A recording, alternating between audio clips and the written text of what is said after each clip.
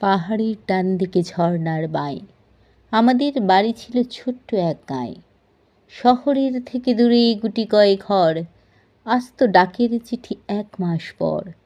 তিত্তিরে ছোট নদী, এঁকে বেঁকে সেতো এক ঝাঁক মাছ নিয়ে সমতলে যেত।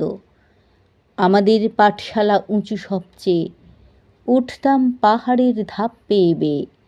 হারাতো ছাগলছানা, তার খোঁজে খুকু, সে তখন খুবই ছোট, এই এতটুকু। আমাদের 2টি গাই, 6টি ছিল হাঁস, সেই সব সব কিছু আজ ইতিহাস। হয়নি প্রলয় কোনো, হয়নি তো ঝড়, আমাদের গ্রামখানি এখন শহর। কণ্ঠে সুতপা চক্রবর্তী, কলমে মৃদুল দাশগুপ্ত। কবিতা আমাদের গ্রাম।